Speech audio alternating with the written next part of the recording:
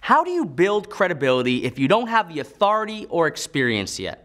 If you ever ask yourself that question, good. It's a great question. When you're just starting out, demonstrating credibility to your readers and potential customers is vital.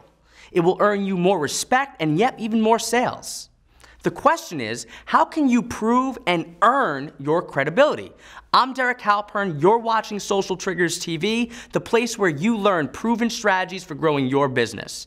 And today I'll share 3 psychological tactics for earning instant credibility. Okay, let's start with the first tip. You might think this is crazy, but one of the easiest ways to earn credibility is to openly argue against your own self-interest. I'll explain. When I sell Blog That Converts, one of my premium trainings, I openly state, if you're a fiction author, do not buy this course. And I share a few other examples of people who should never buy my product. Now, I do this because it's the right thing to do. I don't want people to invest in my product and feel like it wasn't right for them, so I'm upfront and honest about it. But the side benefit is this. By arguing against people buying my product, I'm earning credibility points. People who are thinking of buying my product will see that I'm willing to turn down sales if I think my product won't work for them. And as a result, they see me as honest and credible. Some marketers call this a damaging omission, but let's trash the buzzwords. Instead, let me share an interesting experiment conducted by Dr. Elliot Aronson, the only person in the 120-year history of the American Psychological Association to have won all 3 of its major awards for writing, teaching, and for research. Here's what went down. They gave each research participant a newspaper clipping of an interview with Joe the Shoulder Napolitano, who was a convicted smuggler and a peddler of cocaine. There were 2 versions of the newspaper. In the article for the first group, Joe the Shoulder argued for stricter courts and more severe sentences. In the second group, Joe argued that the courts should be more lenient and the sentences should be less severe. What happened? When Joe argued for more lenient courts, it was totally ineffective. When he argued for stricter, more powerful courts, he was extremely effective. Why? Because it's easier for people to trust someone's argument when it's clear they have nothing to gain and possibly something to lose. So back to my offer. I tell some people not to buy my product because it's the right thing to do.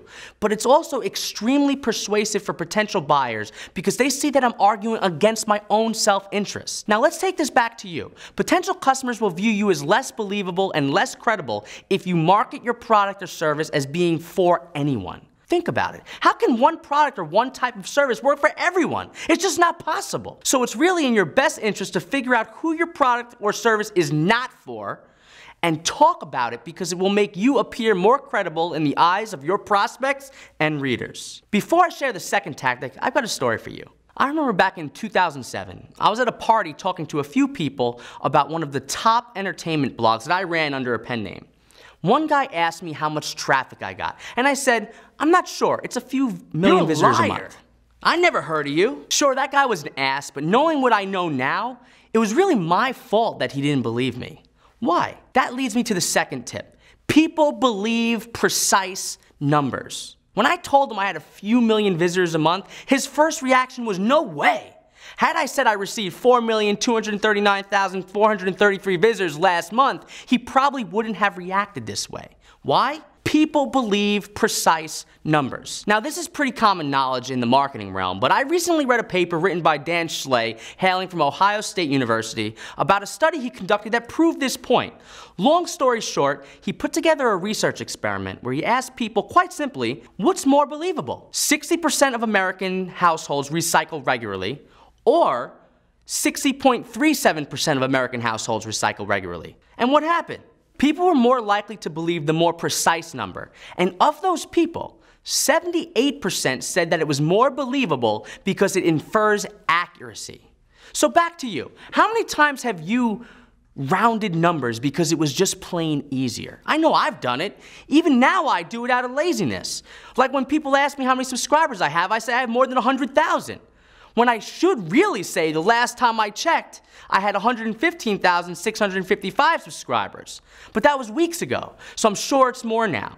Well, the same goes for you. When you're sharing testimonials and you're placing numbers in those testimonials, use precise numbers. People believe precise numbers. Now let me share the last psychological tactic. This is going to sound obvious, but it's something that many people fail to do. When you make a claim, provide proof to back it up.